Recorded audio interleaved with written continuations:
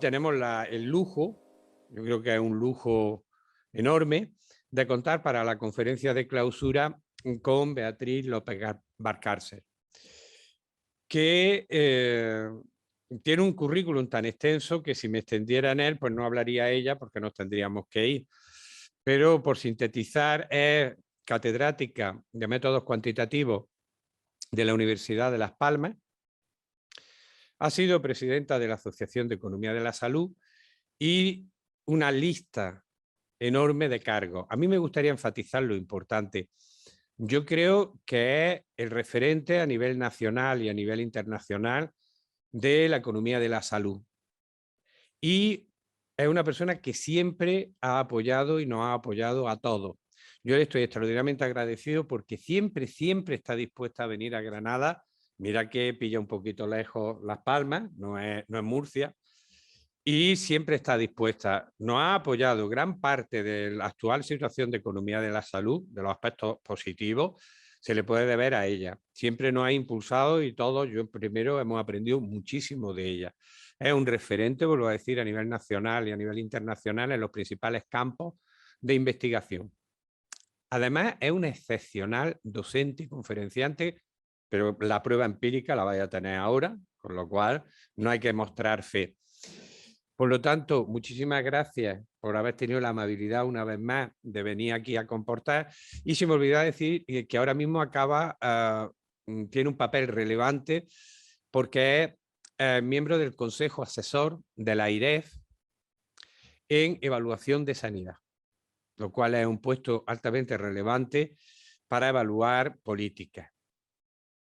Y creo que su conferencia se va a centrar fundamentalmente en el informe reciente que ha emitido al Ministerio de Sanidad sobre planificación y necesidades de profesionales sanitarios.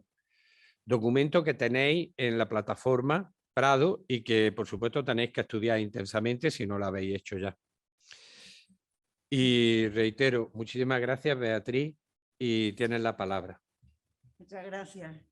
La verdad que te presenten así, es tremendo porque genera unas expectativas que luego, a ver, bueno, yo te agradezco muchísimo la invitación, Pepe. Para mí venir a Granada siempre es un placer, me encanta. He colaborado con la Escuela Andaluza de Salud Pública y con la Universidad de Granada desde hace muchos años y en muchas ocasiones. A ver, hoy os voy a hablar de... y esto para pasarlo era control L. Ah, lo pone tu compañero, pues venga. Ahí. Vamos a hablar de política y gestión de profesionales en el Sistema Nacional de Salud. Y lo que vamos a hacer es empezar hablando del informe que os comentaba Pepe, un resumen del informe, así es más fácil para vosotros el tener que abordarlo porque es bastante gordo, ¿no? Pero luego vamos a seguir y vamos a hablar un poquito de qué pasó con la COVID, cómo afectó la COVID específicamente a sanidad y a recursos humanos para la salud. Y luego vamos a hablar de un punto que a mí me parece esencial en este momento para entender qué está pasando, que es la interfaz público-privada en relación a los profesionales sanitarios.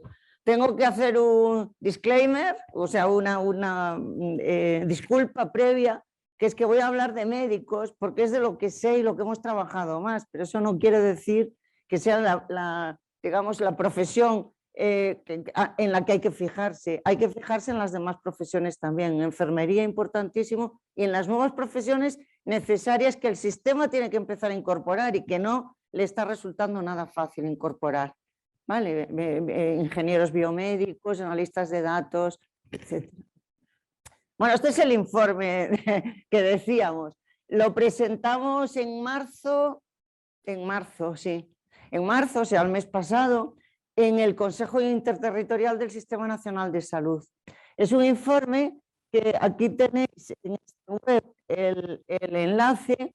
Es un informe sobre estudio de oferta y necesidad actual y a 15 años vista de médicos en el Sistema Nacional de Salud. O sea, la idea es, vamos a intentar hacer una prospección a futuro de cuántos médicos vamos a tener por especialidades, por edad, por sexo, etcétera, en España y cuántos vamos a necesitar. Y por tanto, déficit o superávit.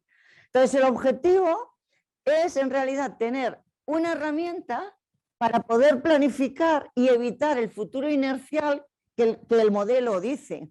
Si el modelo predice que dentro de 10 años va a haber falta de cardiólogos, para lo que sirve es precisamente para decirle al sistema sanitario y a quien lo gobierna que tiene que aumentar la oferta MIR de cardiólogos. Si el modelo predice que van a hacer falta médicos de todo tipo, pues a lo mejor la solución es aumentar el número de clausus de medicina, que no va a servir como solución para 5 años vista, pero sí para 15 años vista. O sea, la idea no es que sea el destino del país lo que dice el modelo, sino una orientación de cuál va a ser el futuro inercial y si es no deseado vamos a actuar antes para evitarlo, ¿vale? La fecha de referencia a los datos es junio de 2021. Ese es el momento cero y a partir de ahí lo que hacemos es un modelo de simulación con dinámica de sistemas que va haciendo pasar el tiempo y va haciendo la predicción de qué va a ocurrir a medio plazo, entendiendo como plazo intermedio 2028, o sea, en 5 años más o menos, ¿no? 2027-28. Y a largo plazo, entendiendo por largo plazo, pues dentro de 13 años, ¿no? 2035, no, 2035, que eso es mucho más que 15 años, claro. Estamos 22, no, 13 años, 13 años, ¿vale? 14 desde el momento base. Bueno, el modelo predice para España en su conjunto, pero los datos de base son de comunidades autónomas, bastante desagregados, ¿vale? Ya es el quinto que hacemos. Desde 2007 venimos haciendo recurrentemente informes para los distintos ministerios de sanidad que ha habido desde entonces. Claro, este es un contexto muy especial, porque es un contexto pandémico, donde en realidad el sistema de salud ha tenido necesidades extraordinarias y ha reaccionado a corto plazo con recursos extraordinarios. Esto hay que entenderlo también. A veces en planificación de recursos humanos te ciegas por el presente, está demasiado presente el presente y no tienes en cuenta pues, una perspectiva un poquito más amplia, ¿no? Hacemos un submodelo de oferta y uno de necesidad y técnicamente hacemos un modelo de simulación de eventos discretos con dinámica de sistemas. La metodología está en el informe. Vale, ¿qué datos usamos? Pues mira, el informe tiene, digamos, dos partes diferenciadas. Una es cuántos médicos va a haber, la oferta, la disponibilidad.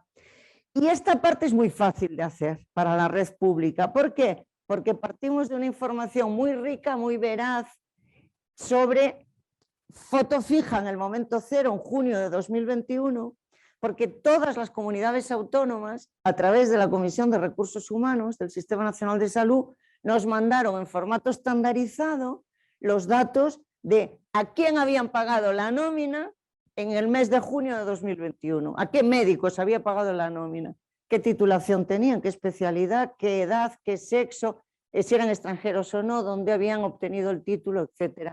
Entonces, esa foto fija del momento cero es además un valor añadido del trabajo, porque realmente en un sistema nacional de salud como este, con 17 subsistemas que más o menos no se miran poco, pues el tener una foto del conjunto del sistema de modo que puedas comparar tu comunidad con las demás está muy bien.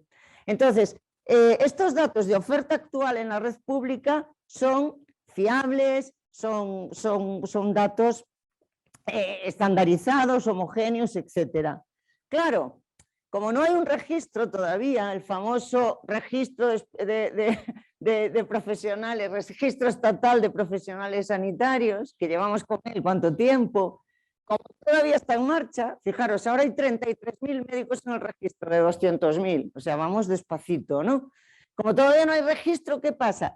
Que conociendo cuántos médicos y quiénes son, trabajan en la red pública, hay que hacer una estimación del total, es decir, de los que trabajan solo en la red privada, ¿vale? Y para hacer esto hubo que componer distintas piezas del puzzle, es decir, distintas fuentes de información, ¿vale? Intentar ajustarlas para que concuerden más o menos. ¿Qué fuentes de información son estas? las tenéis en el documento, en estas páginas 12 a 16 y son múltiples, desde los médicos colegiados, por provincias, especialidad, sexo, etcétera. El sistema de información de atención especializada, que es muy buena fuente, ¿vale?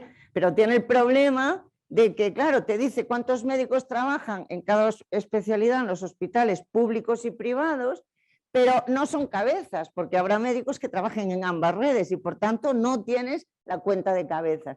Pero tenemos otras fuentes complementarias que son bastante buenas. Por ejemplo, los registros de las asociaciones profesionales de las distintas especialidades médicas que están agrupadas en FACME. Y así podemos saber cuántos están en la Sociedad Española de Cardiología, de cirugía vascular, de lo que sea. Y sobre todo tenemos una información muy fiable, que es el registro de títulos de especialista emitidos en España, y los tenemos asociados a la edad de los médicos, de modo que sabemos cuántos títulos de especialidad médica para cada especialidad se han emitido en España a personas que ahora tienen menos de 65 años, porque está ligado a la edad de la persona que tiene el título. Entonces, todas esas son como piezas de un puzzle, y con esas piezas de un puzzle complementadas por algún colegio médico que tiene información muy fidedigna de los médicos que trabajan en su privada. Por ejemplo, mi colegio no es mío, pero el colegio de Las Palmas tiene muy buena información de los 5.000 médicos de la provincia en cuanto a práctica pública, privada, o si es privada, en cuántos centros trabaja, etcétera. Todas estas piezas del puzzle acaban dándonos una estimación de los que trabajan solo en la privada y por tanto del total. Bueno, esa es la parte de oferta, muy fiable. La proyección es fácil también, como sabemos qué edad tienen, ¿vale? Y si son hombre o mujer, es fácil proyectar hacia el futuro, pues jubilándolos cuando toca, ¿vale? El modelo de simulación va jugando a que pasa el tiempo y los médicos van pues saliendo del sistema por las distintas vías, ¿no? La parte de demanda o necesidad es mucho más difícil y mucho más, no solo complicada, mucho más, digamos, discutible. ¿Por qué? Porque no existen estándares de necesidad consensuados internacionalmente, no existen. No se puede decir que España deba tener tantos cardiólogos por 1.000 habitantes o tantos dermatólogos o tantos cirujanos. No existe este estándar que nos encantaría tener. Entonces, ¿qué hacemos aquí? Pues recurrir a lo que se llama juicio de expertos, a un método Delphi, digamos. El Ministerio de Sanidad, digamos, convocó a expertos de tres grupos distintos, de tres colectivos distintos, del propio Ministerio, de la Comisión Nacional de Especialidades Médicas, el presidente y el vicepresidente de cada especialidad, y de las comunidades autónomas, de recursos humanos en las comunidades autónomas, y ellos, digamos, este panel de 142 expertos hicieron una, digamos, valoración de la situación y de la necesidad de médicos de distintas especialidades. ¿Vale? Hombre, porque claro, saber si son muchos o pocos los médicos que tenemos no es nada sencillo. Está claro que aquí son pocos. Este es Rogozov operándose a sí mismo de apendectomía porque estaba solo en la Antártida y tuvo una apendicitis aguda y o se operaba o se moría. Estos son pocos, claro que sí, obviamente, ¿vale? Y estos son muchos, ¿vale? Todos estos médicos en torno a un paciente que ni se ve siquiera. Pero claro, ¿cuál es el punto? ¿Cuál es el número o la ratio necesaria? Pues no es fácil, ¿no? Los resultados respecto a la situación actual los tenéis en el informe muy detallados, entre las páginas 38 y 68, o sea, ocupan 30 páginas, ¿vale? ¿Qué resultados damos de la situación actual de la red pública? ¿Vale? De la red pública del Sistema Nacional de Salud. Pues damos resultados de pirámides para cada especialidad por sexo y edad. Ahí podemos ver lo diferentes que son las especialidades médicas en España en este momento. Por ejemplo, aquí como ejemplo os pongo dos. A la izquierda está una especialidad joven y además feminizada. Las mujeres en naranja a la derecha, los hombres en gris a la izquierda, ¿vale? Esta es una especialidad joven y feminizada, que en este caso es aparato digestivo, ¿vale? Hay más o menos la mitad de los médicos tienen menos de 40 años. Hay muy poquitos que se van a jubilar, un 9% en los próximos 5 años, que tienen 60 o más, especialidad joven. La peor especialidad en términos demográficos es medicina familiar y comunitaria, que es deprimente. La base es pequeñísima, ¿vale? Y hay más de un 30% de médicos que se van a jubilar de forma más o menos inmediata. ¿Vale? Y luego tenemos también este tipo de gráficos que para cada especialidad compara las 17 comunidades autónomas y Ceuta y Melilla. Hombre, esto está bien, porque así podéis ver Andalucía cómo queda en relación a las demás, de un vistazo rápido. Ahora os la pondré para más especialidades, ¿vale? Andalucía siempre está aquí, en esta posición, o sea, como en el minuto 3 del reloj, digamos, ¿vale? En estas dos especialidades, medicina familiar y comunitaria y aparato digestivo, que son estas dos que elegí aquí, pues Andalucía está por debajo de España, que es esta de aquí, ¿lo veis? Andalucía, España, y por debajo de muchas comunidades, y aquí Andalucía, España. Y luego, para cada especialidad, damos datos de qué, del total de médicos, del porcentaje de mujeres, del porcentaje de mayores de 50 y de 60 años, del porcentaje que representan esa especialidad sobre el total de especialidades, la ratio por 100.000 habitantes, que es en general 100.000 habitantes, excepto geriatría, que es personas mayores, pediatría, niños entre 0 y 14, y gine, obstetricia, que es mujeres, ¿no? El denominador. Y luego, porcentaje de los que trabajan a tiempo parcial en la pública, que no es muy alto, pero ya empieza a ser un poco relevante, y porcentaje de extranjeros, de nacionalidad extranjera. Esto está para España, aquí está en esta diapositiva, y está para todas las comunidades autónomas. Esta es la de Andalucía, ¿vale? Para Andalucía, foto fija.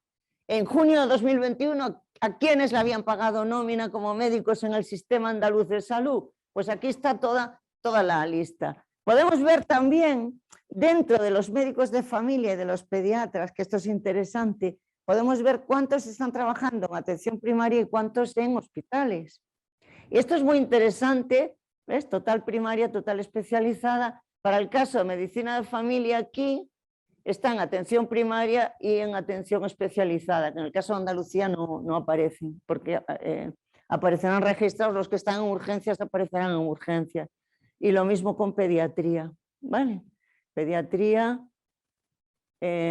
atención primaria, atención especializada, bueno, hospital.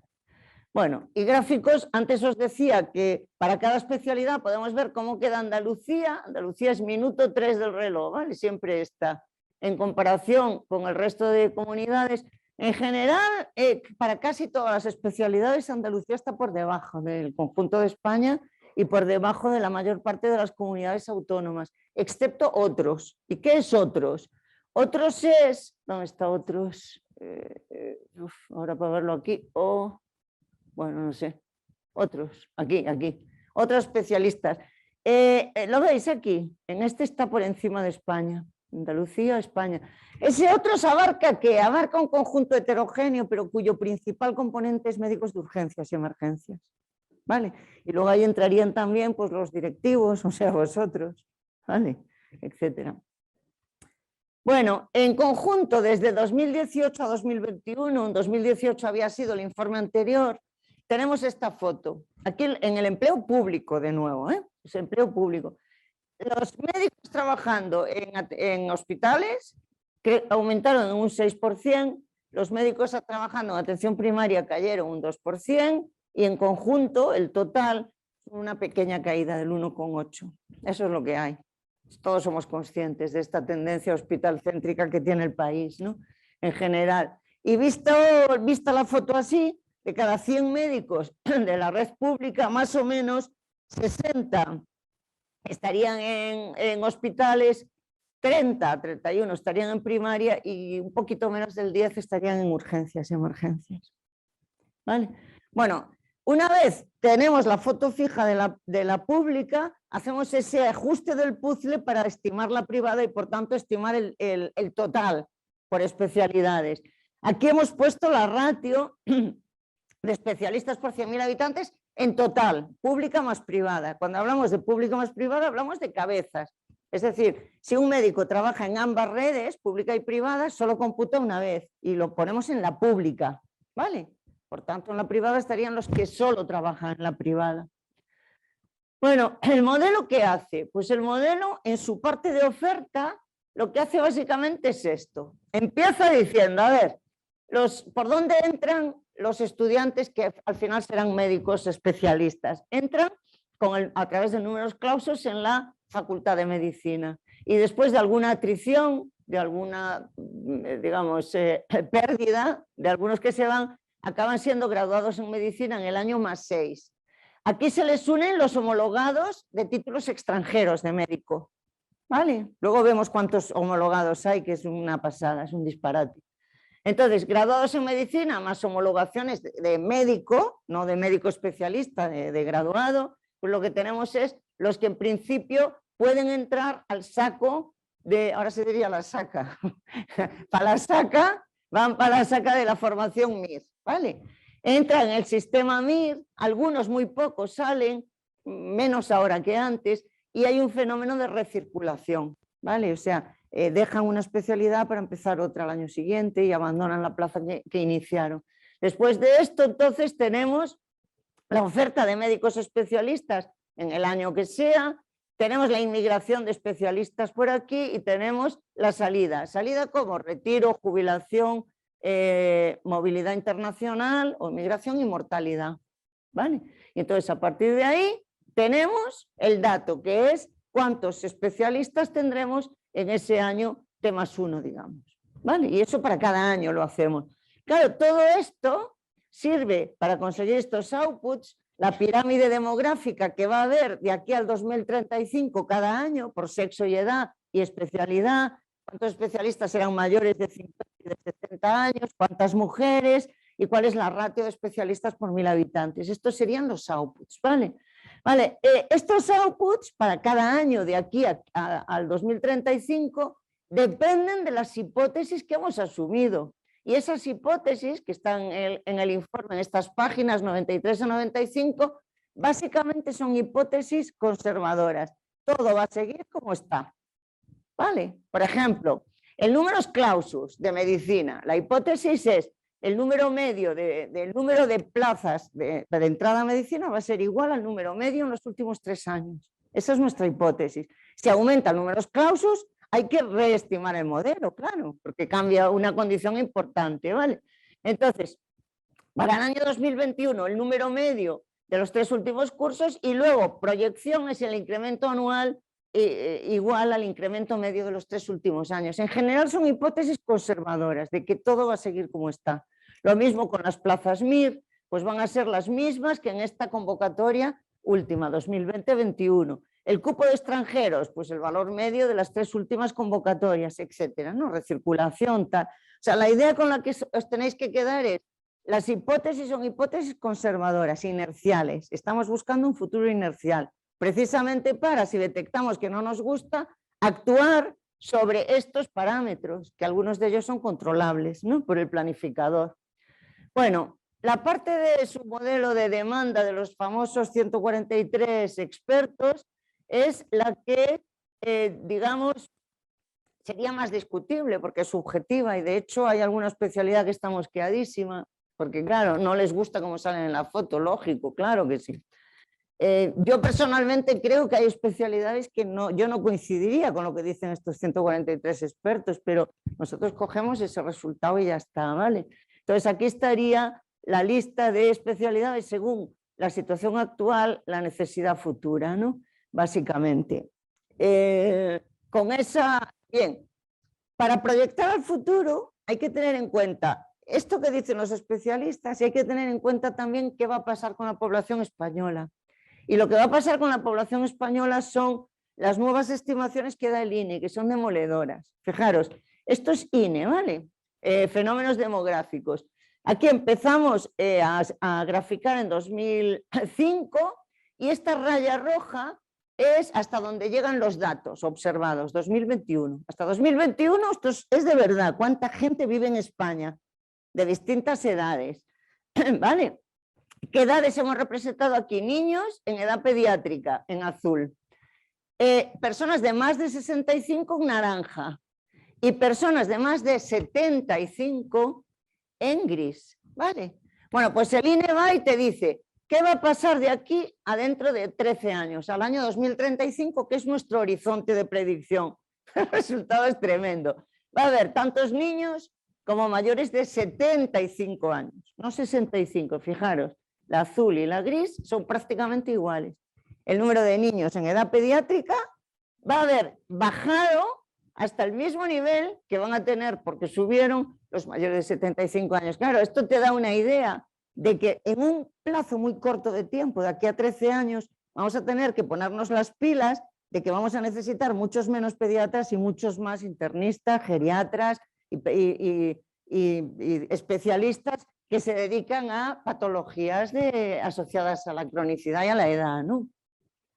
Entonces, las proyecciones las tienen en el documento, pero básicamente así a grandes rasgos el modelo lo que dice es que dentro de 13 años, en el año 2035, va a haber 214.000 médicos especialistas en España y ahora hay 192. Fíjense, en el modelo no metemos a los MIR, ¿vale? Los MIR no entran, están en formación, pero no entran en nuestra cuenta. El número de médicos colegiados ahora es 200 y algo mil, ¿no? Porque están los MIR también, están colegiados. Entonces, en términos de ratio por 100.000 habitantes va a aumentar mucho más que en términos de número total. Bueno, un poco más, porque la población española va a estar estancada. Eso es tremendo, pero la población española va a estar estancada. ¿Vale? Y aquí lo que representamos es en naranja y que está en esta escala de la izquierda el número total de médicos especialistas disponibles, o sea, la oferta, ¿vale? Y en verde el crecimiento interanual y la escala es la de la derecha. ¿Qué es lo que ocurre? Lo que ocurre es que va a haber un salto enorme en torno al año 2026-2027 de crecimiento. Ahora estamos creciendo a una tasa del 0,3, 0,4, 0,5% al año y vamos a saltar de repente a más del doble. ¿Y esto a qué se debe? Pues esto se debe a dos, básicamente se debe a un fenómeno que es el enorme aumento de plazas MIR que ha habido en convocatorias de los últimos 2 o 3 años, que estos MIR saldrán al mercado como especialistas pues de aquí al 2027, ¿vale? Entonces, básicamente hace que se produzca este enorme salto, ¿no? Y luego que en algunas especialidades también la tasa de jubilación va a empezar a disminuir, se están rejuveneciendo, ya lo veremos ahora también. Bueno, y entonces aquí nos da las predicciones de déficit grave, de déficit moderado, de equilibrio, de superávit para el plazo intermedio 2028 y para el plazo final 2035. Estos dos plazos son importantes. Fijaros, el plazo intermedio 2028 se puede, digamos, evitar llegar ahí con ciertas medidas que tienen efecto a corto plazo. ¿Cuáles son esas medidas? Edad de jubilación, ¿vale? Y número de plazas MIR. Si este año aumentamos un 30% el número de plazas MIR convocadas en medicina de familia, dentro de 4 años, estamos en 2022, pues en 2026 ya tendremos estos médicos de familia en el sistema. Entonces 2028 es una fecha para tomar decisiones básicamente de formación MIR y también de homologaciones de títulos extranjeros y en parte de edad de jubilación, regulación de edad de jubilación. 2035 es un plazo donde solo vamos a notar intervenciones que se produzcan en el principio río arriba del tema, que es números clausus, ¿vale? También homologaciones, pero números clausus. Porque claro, si aumentamos este año números clausus en medicina, estos saldrán como médicos especialistas dentro de 11 o 12 años, ¿vale? 6 de grado, 1 preparación del MIR y 4 o 5 de especialidad. Bueno, esto sería el resumen del déficit. Fijaros, aquí representamos la oferta en azul, que es la misma que vimos antes, pero bueno, como la escala es otra, no parece la misma, pero sí lo es. ¿Os acordáis que a partir de 2026-27 aumenta mucho, ¿no? Entonces, la oferta en azul, la demanda en naranja, la necesidad en naranja, según la proyección de los expertos y la población del INE, y luego el déficit o superávit. vemos que globalmente, este es global, ¿vale? Hay un déficit que va a ir agravándose hasta llegar al 5%, unos 10.000 médicos en el año 2027, que va a ser el peor. Y a partir de 2027 el déficit empieza a disminuir, va a ser también en negativo, es decir, déficit, hasta llegar más o menos al final del horizonte de predicción al equilibrio. Lo que pasa es que este déficit global en realidad esconde diferencias muy grandes entre especialidades, y la especialidad que peor lo tiene es medicina familiar y comunitaria. Es un problema enorme el que tiene esta especialidad. O sea, los 10.000 médicos que van a faltar en realidad son de medicina familiar y comunitaria, porque el resto de especialidades se compensan, unas con pequeños déficits y otras con superávit, y entre ellas, digamos, se acaban compensando. Entonces, os voy a poner las 4 claves que le presenté. Lo pensamos muchísimo porque teníamos que dar un mensaje que se entendiera y que sirviera para algo. Entonces, esto se lo presentamos a la ministra y luego al Consejo Interterritorial, en esa sesión de marzo que nos invitaron a presentar el trabajo. Entonces dijimos, a ver, ¿qué queremos decir? ¿Qué queremos decir, digamos, que sirva para ayudar a resolver el problema que nosotros estamos viendo? 4 cosas pusimos, 4 claves. Primera clave, el país tiene que tomar una decisión entre producir o comprar médicos. Producir significa aumentar el número de clausos en medicina y comprar significa seguir homologando médicos. España tiene una capacidad de atracción hacia médicos latinoamericanos enorme por el gradiente de retribuciones, porque no hay barrera idiomática, en fin. Entonces, ¿podemos conseguir médicos? Pues claro que sí que podemos, y ya veremos cuántos conseguimos, está aquí. Fijaros, en los últimos años se han homologado tantos títulos de médico, casi como egresados salieron de nuestras facultades. Fijaros este año, 2019, el año prepandemia. En 2019 se homologaron 6.300 títulos de medicina y de las facultades de medicina salieron 6.500 médicos españoles. O sea, ¿qué estamos diciendo? Que el sistema necesitaba médicos y los buscaba fuera. De estos médicos extranjeros, esta homologación de títulos llegó a ser de casi 8.000 títulos en el año 2008. Estamos hablando de los felices 2000, ¿no? Antes de la crisis. Entonces, de estos 6.000 médicos que vinieron a España en el año 2019, fijaros, solo 687 en realidad vienen a hacer el MIR. Los demás vienen a trabajar.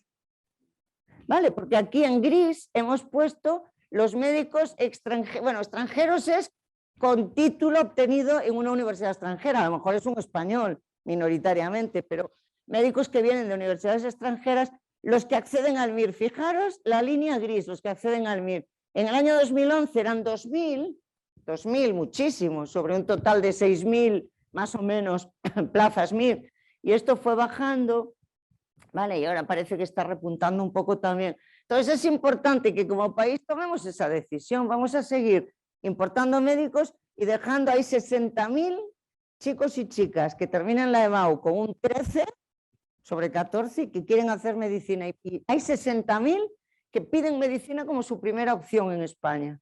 Y de esos 60.000 las universidades aceptan 6.000 y pico, 7.000. Y el resto se quedan frustrados. Pero por otro lado estamos importando pues casi el mismo número de titulados de otros países. Entonces, esta es una decisión que hay que tomar, ¿vale?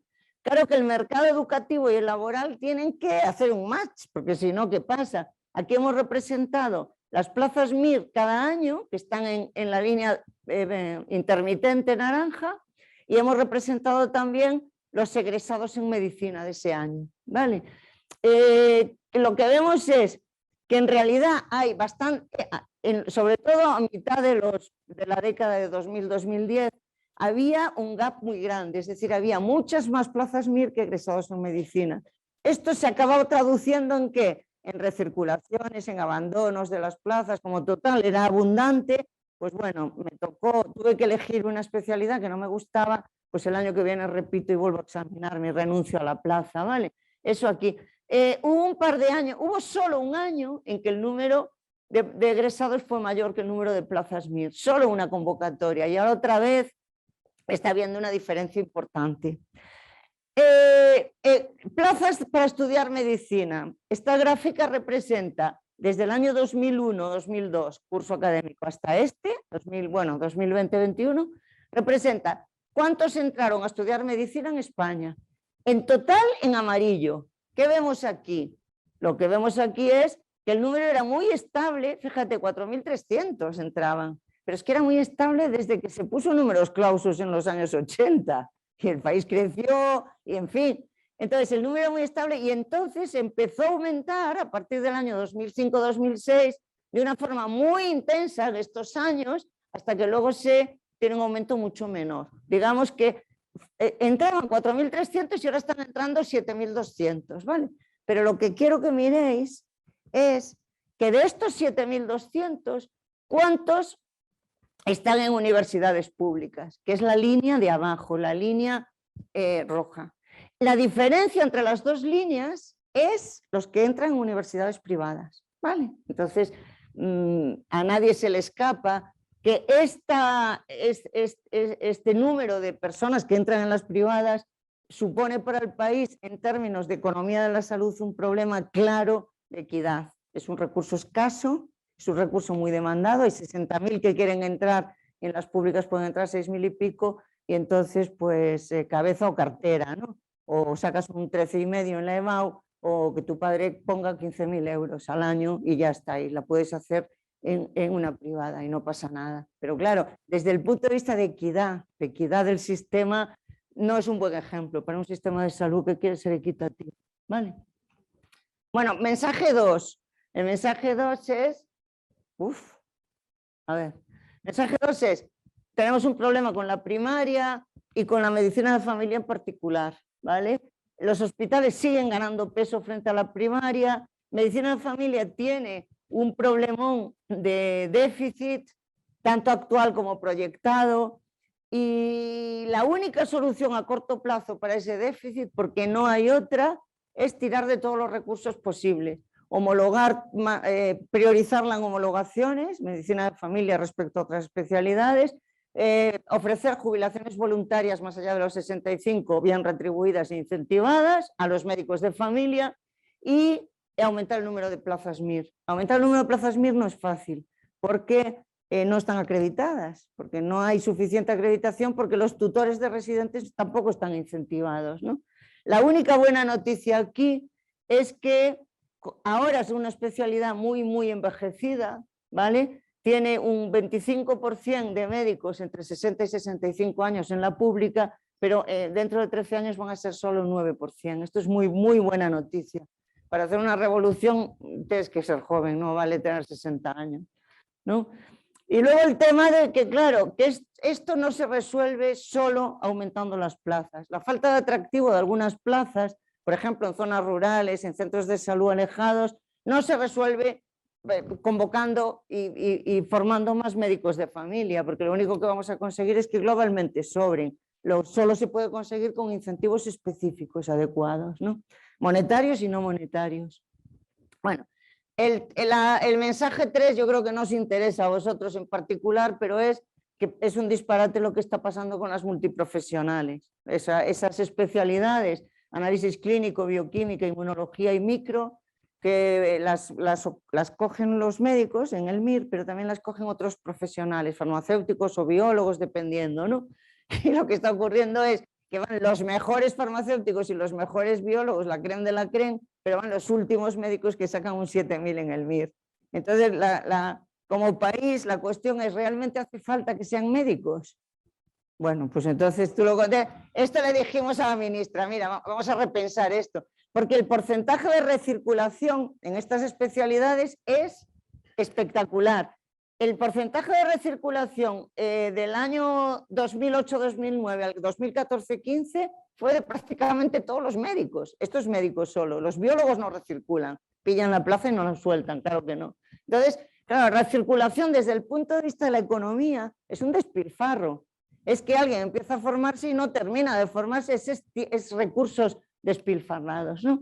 Y luego ya el último mensaje es, oye, las especialidades son muy diferentes, las plazas son muy diferentes en el rural, en un gran hospital. Entonces, hay que dar un tratamiento diferenciado a los que son diferentes. No se puede legislar a golpe de BOE con una oferta uniforme. No deben tratarse como si fueran iguales. Por tanto, hay un reto importantísimo de flexibilizar la regulación macro de la gestión de los recursos humanos en el sistema, sobre todo porque han de competir con la red privada, que a eso me voy a referir luego.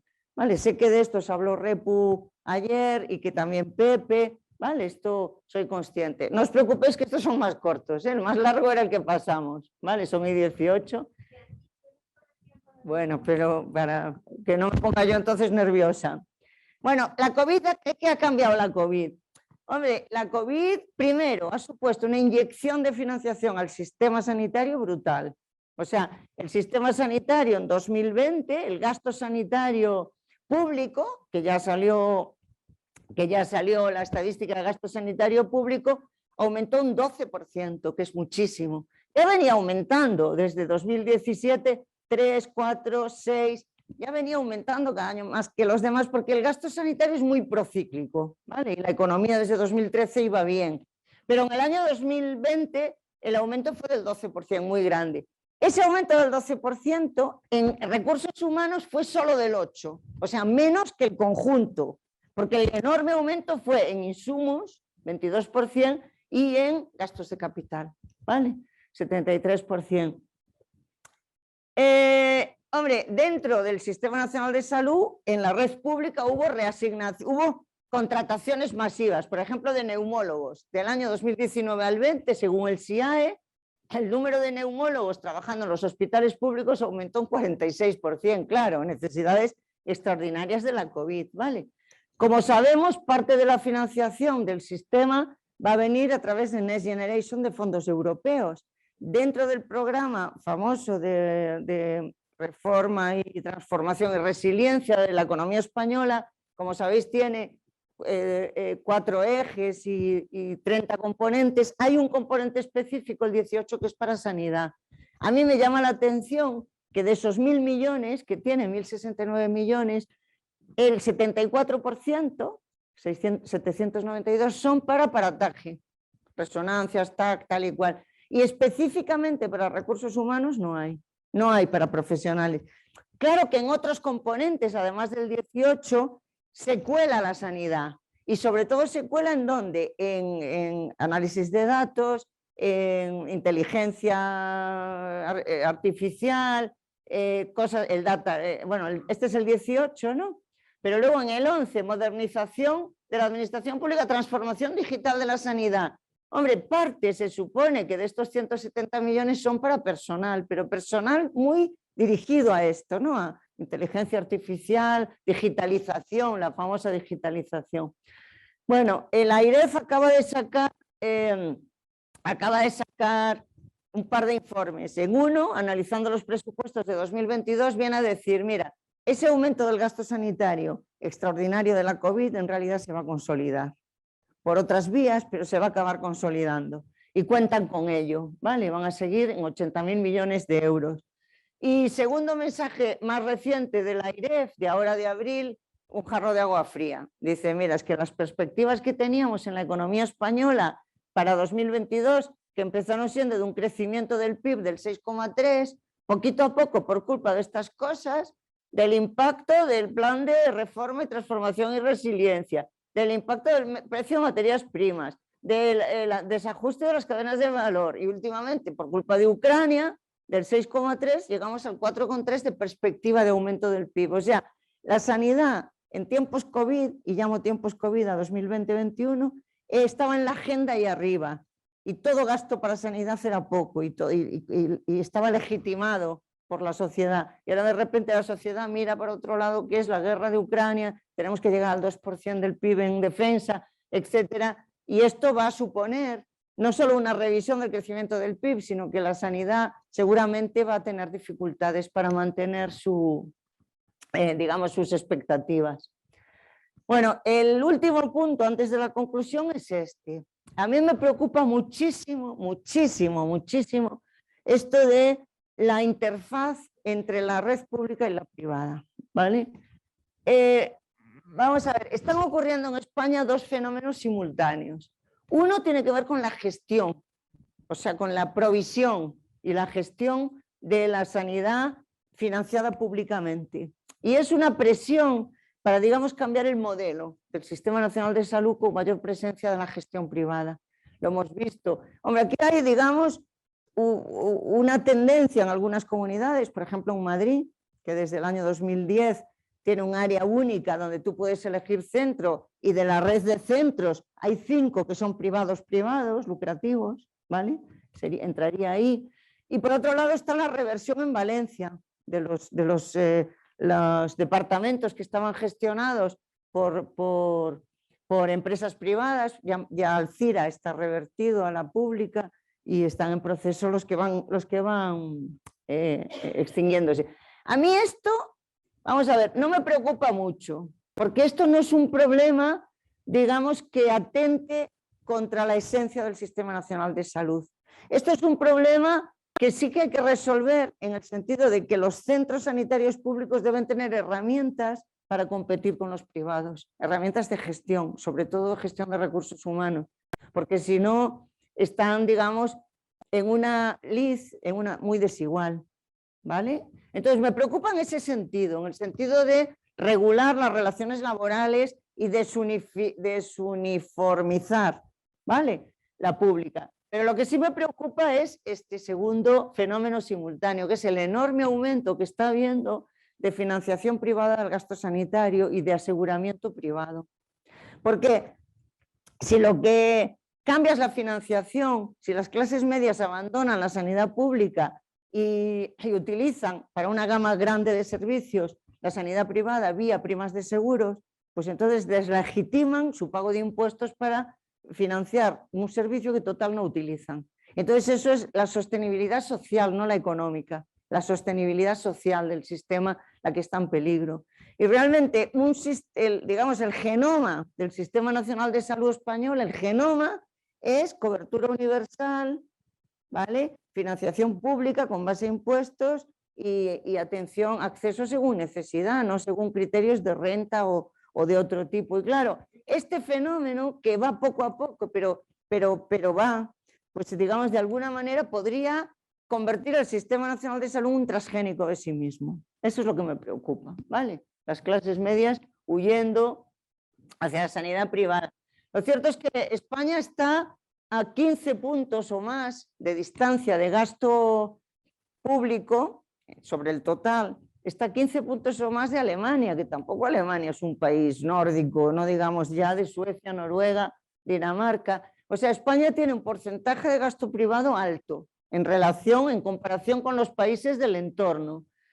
Y además el gasto privado ha aumentado sistemáticamente. Si miramos para atrás, hasta el año 2010, de 2010 a 2020, vemos que es un fenómeno continuo, ¿no? De 2000 a 2013, en plena crisis, el gasto público cayó un 11%, pero el privado aumentó un 7%. Vamos a los últimos años, hasta 2019, en conjunto, en toda la década, el gasto público aumentó un 8%, el privado un 38%. O sea, es un fenómeno, digamos, continuo, no es nuevo con la COVID, ¿no?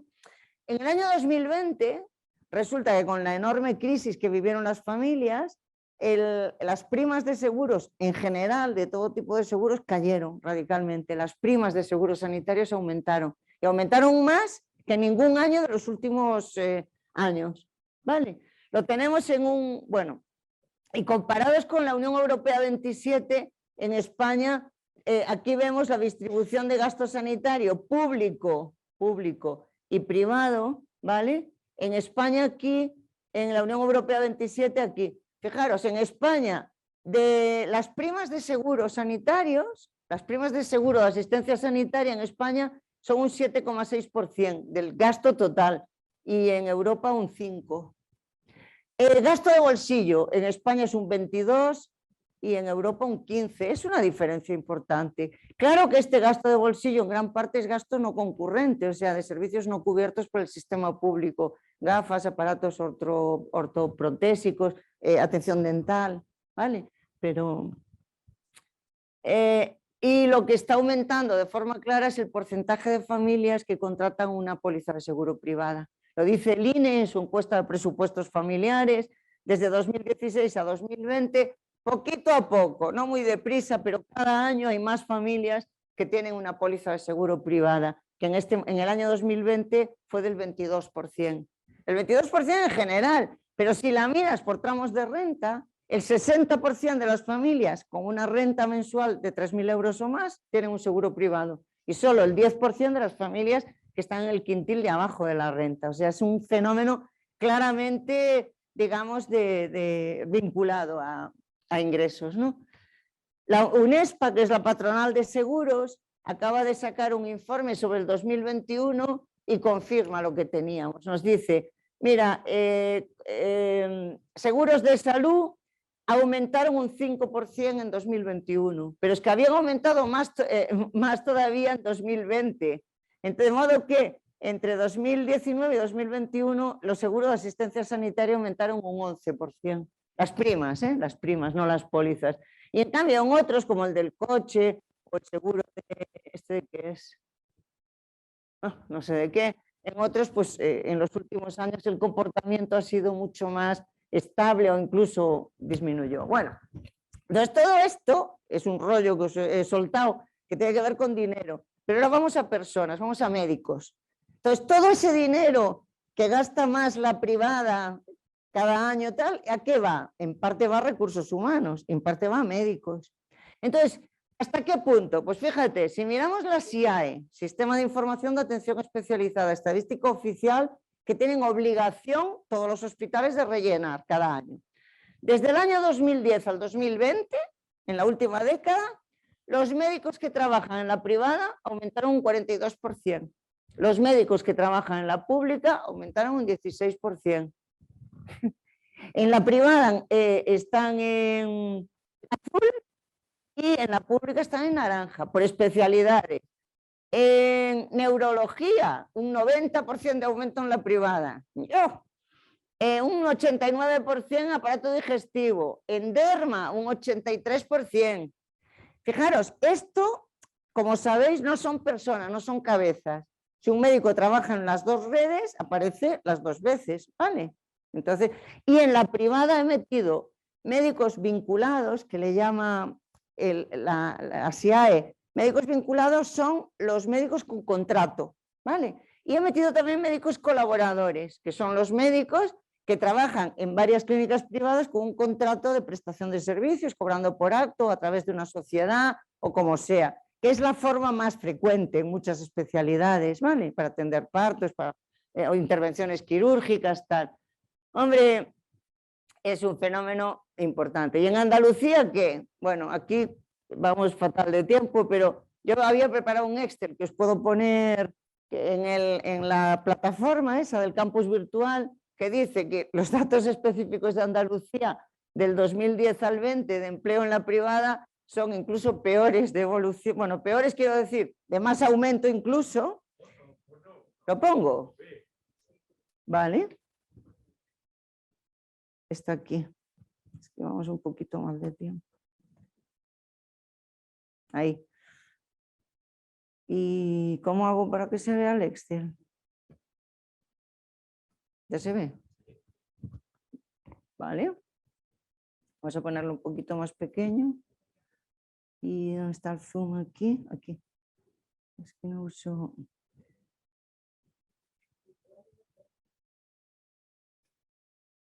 Bueno, no sé si se lee muy bien. Aquí he cogido los datos de Andalucía específicos 2010-2020. Colaboradores y vinculados, las dos cosas, ¿vale? Que ya os digo que no son cabezas, que están cotados distintas veces. He puesto en amarillo las especialidades que en Andalucía han tenido un aumento de más del 100% de médicos en la privada, entre colaboradores y vinculados. Pues aparato digestivo, neurología, rehabilitación, angiología, han tenido un aumento de más del 100%, pero es que todas las demás han tenido un aumento del 67%, del 98%, del 50%, o sea, no estamos hablando de aumentos pequeños, ¿vale? 163 derma, neurocirugía, ¿esto qué es? Neurocirugía 102, oftalmología psiquiatría 146. O sea, ¿qué están diciendo estos números? Hombre, estos números están diciendo que en la última década ha habido un fenómeno masivo, posiblemente, de compatibilización de práctica pública y privada en Andalucía.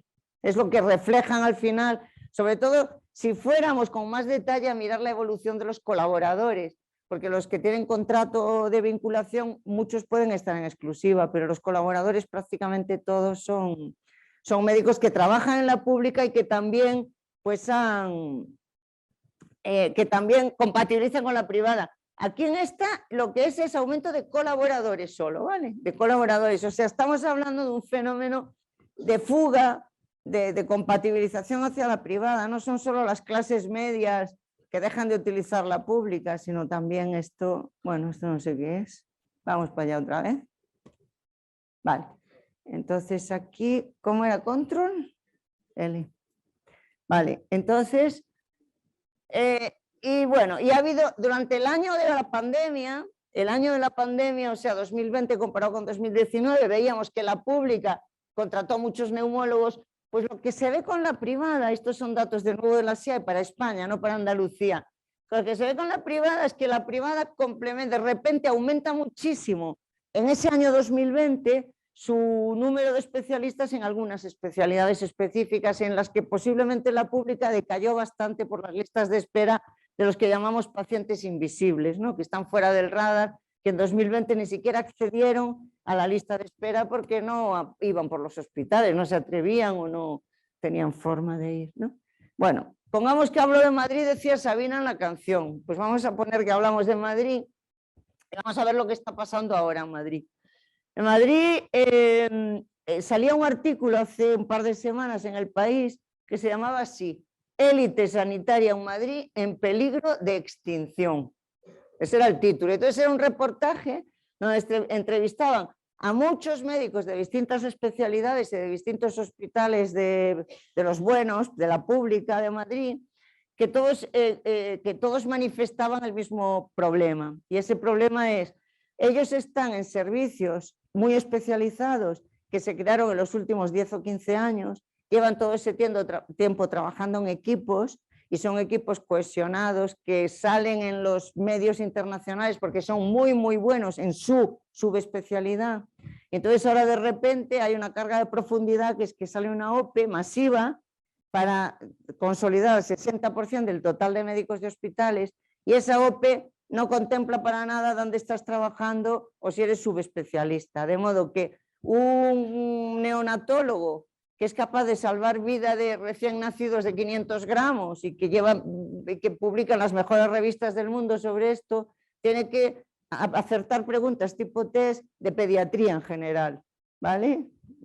O un radiólogo intervencionista, que hay 2 servicios en Madrid de superélite, el del Marañón y el del 12 de octubre, y donde todos son interinos prácticamente, pues de repente tiene que afrontar un temario de 60 temas donde uno es de radiología intervencionista y 59 son de legislación y de radiología en general. Y claro, y son preguntas tipo test ABCD.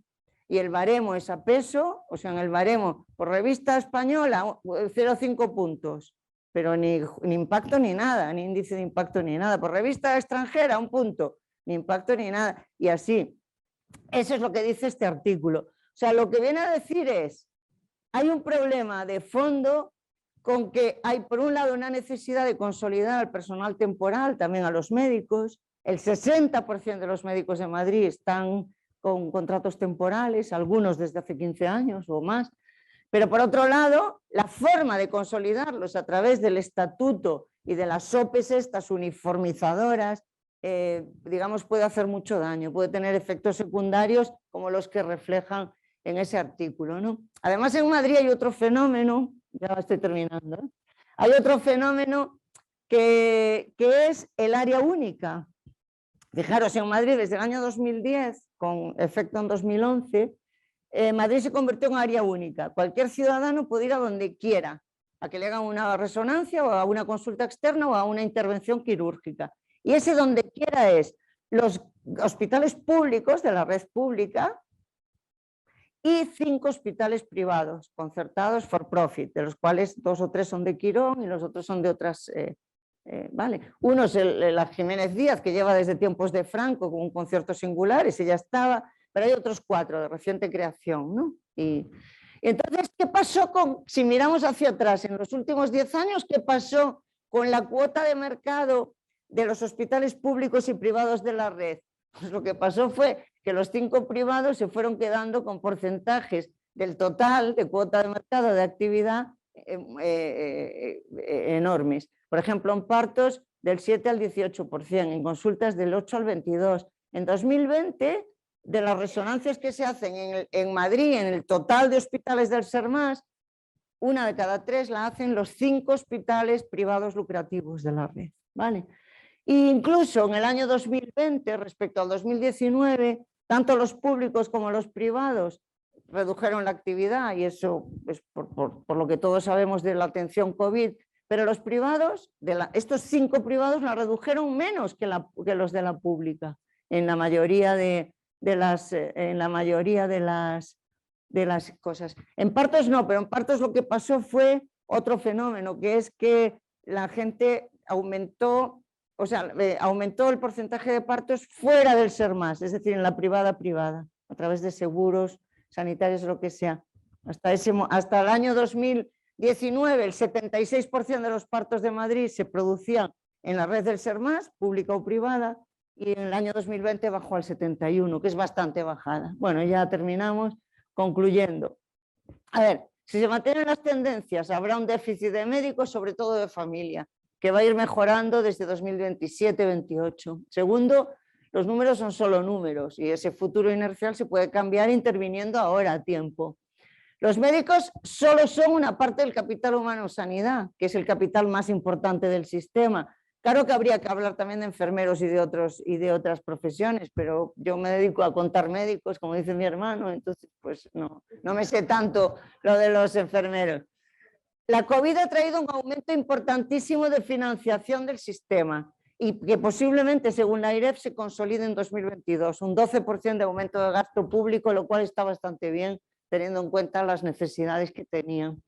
Hay un aumento importantísimo, tendencial ya, desde hace una década al menos, de provisión privada y de financiación privada de la sanidad a través de aseguramiento voluntario. Con un enorme aumento de los médicos trabajando en la red privada, enorme, en muchas especialidades, en la mayoría, y en Andalucía en particular.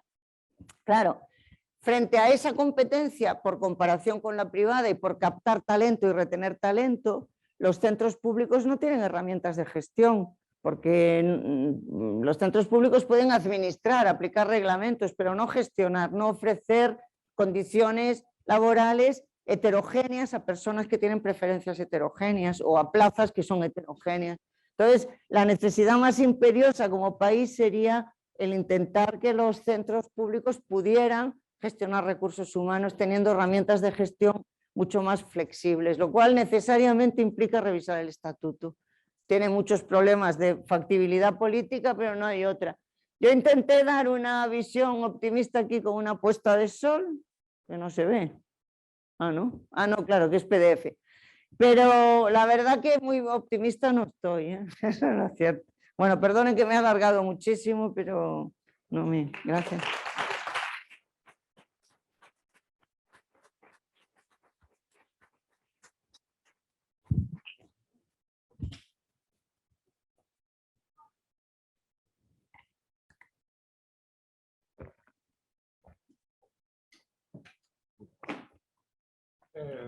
Bueno, muchas gracias. Yo creo que ha sido corto. Sí, 1:15. Yo creo que ha sido corto. Yo hubiera querido más y creo que muchos también hubieran querido más. O sea, que esto de que está alargado, ya los ves, que asienten y, en fin, y es verdad, a mí me ha resultado corto. Bueno, pues yo creo que tenemos unos minutos. Sí. ¿No te importa? Claro, claro. Si tenéis la palabra. ¿Cómo que tengo que pasar? El micrófono, sí. No, pues mejor que te lo pongan para el streaming también. Sí.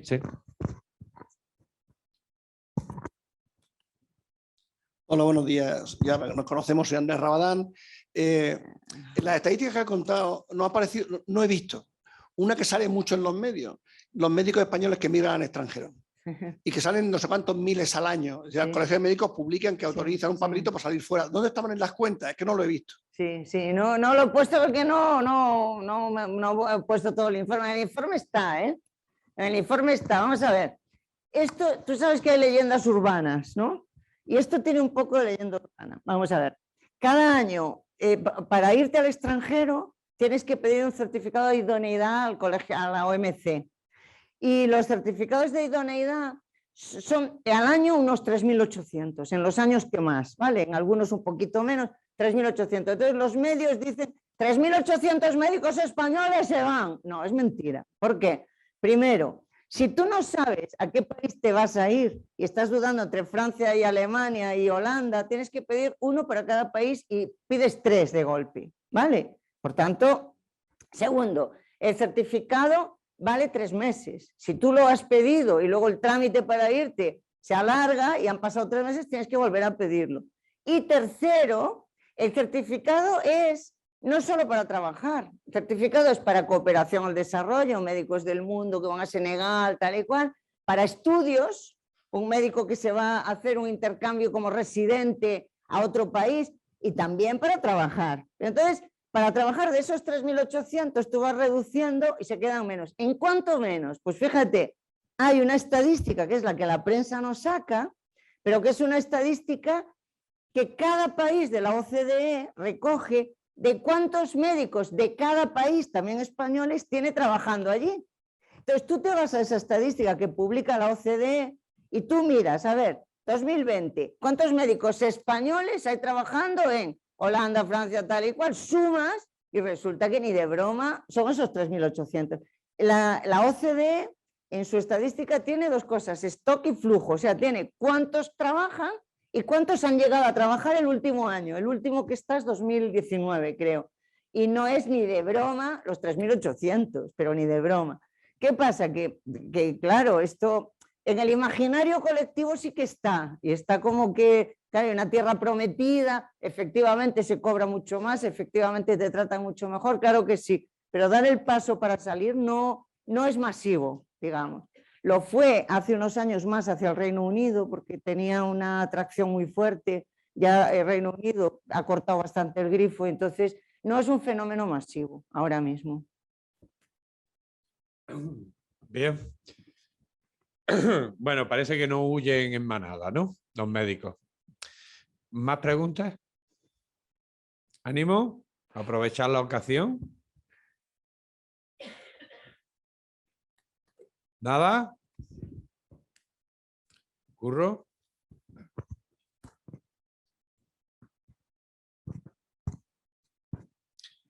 Ante todo, felicitarte por tu puesta en escena. Ha sido motivadora y espectacular, como dice Pepe. Yo me quedo con la última parte de la conclusión, ¿no? Dice, revisar el estatuto. A mí me gustaría que te mojaras y que dijera en qué consiste revisar el estatuto. A ver.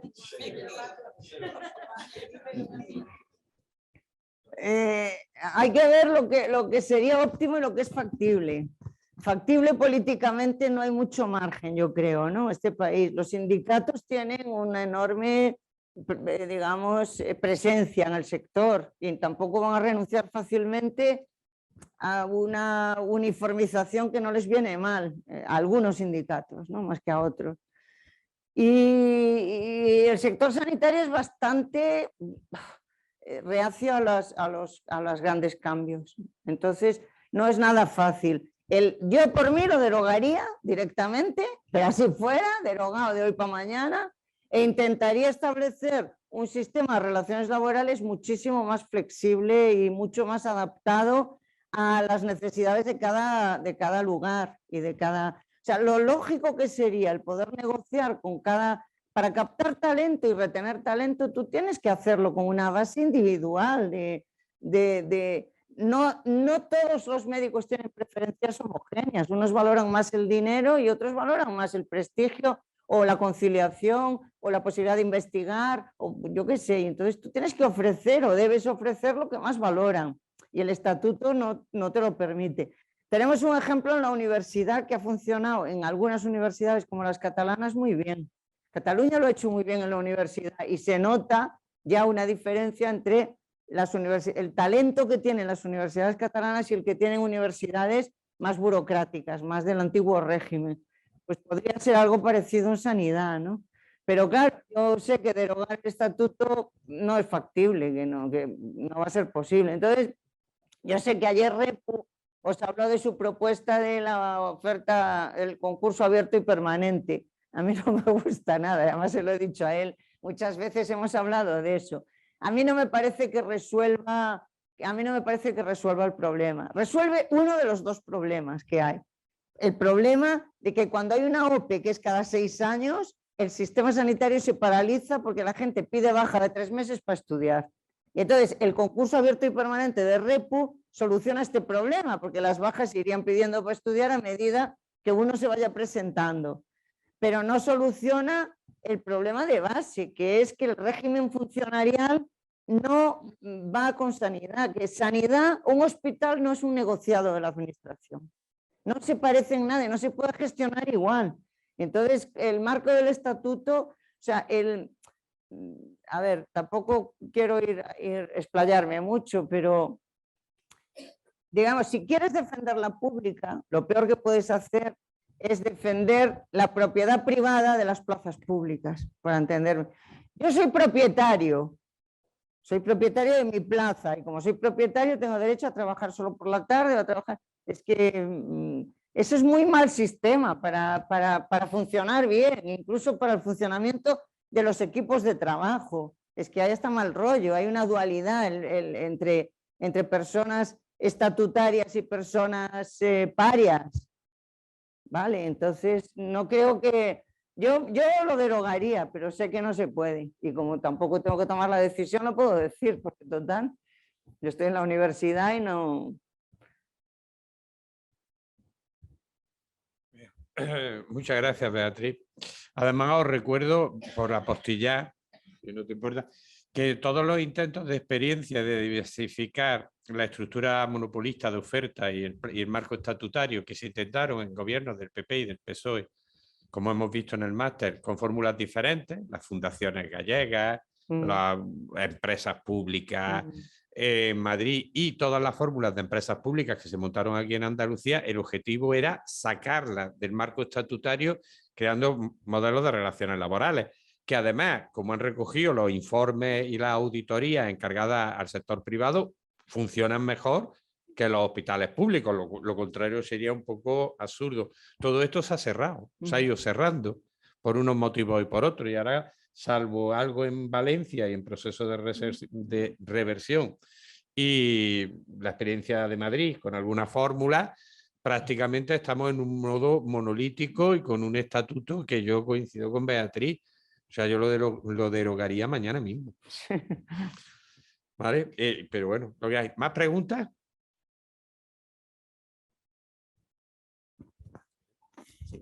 Me sumo a la felicitación por la ponencia, me resulta magnífica.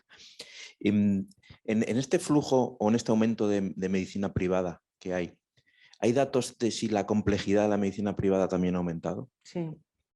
Hombre, a ver, a mí me gustaría tener esos datos. Yo tengo retazos de información y sí que se ve que está aumentando, pero no lo puedo, digamos, formalizar con una estadística que esté publicada en... Pero sí, conozco casos en los que redes por ejemplo, de una empresa privada que tiene distintos hospitales. Sabes que el sector privado está en proceso de concentración, ¿no? Quirón es la primera que tiene una cuota de mercado muy alta y luego, entonces, de una estructura que era muy fragmentada, se está consolidando en grandes redes, ¿no? Bueno, pues una de estas empresas sí que me consta que atiende procesos cada vez más complejos, con tecnología cada vez más sofisticada, y para eso capta médicos muy especializados de la pública. Y este proceso de compatibilización de médicos muy bien formados y muy especializados de la pública hacia la privada, ese es un proceso que está ahora en marcha. Lo que no puedo es darte números, ¿sabes?, concretos de una estadística oficial, pero es mi intuición que sí que está ocurriendo. No sé qué os parece. Esa fuga de personal muy calificado de la pública a la privada, que corre el riesgo de que llegue un momento en que la privada se quede, que la pública se quede sin determinados especialistas porque están en la privada, porque remuneradamente es mejor o por lo que sea. Claro, y más con lo de, pongamos que hablo de Madrid, la OPE de Madrid, vamos a ver qué pasa con ella, pero a mí me preocupa muchísimo qué va a pasar con el resultado de la OPE de Madrid, que lo vamos a tener dentro de unos meses, porque puede ser que lleve a lo que tú dices, a que haya súper especialistas en la pública que digan, mira, yo ya me voy en exclusiva a la privada, que ya estoy en la privada en realidad por la tarde, pero mira, paso de la pública y ya me voy porque me trasladan a otro hospital que no me gusta y me ponen a hacer la especialidad básica y no lo que yo sé hacer. Sí.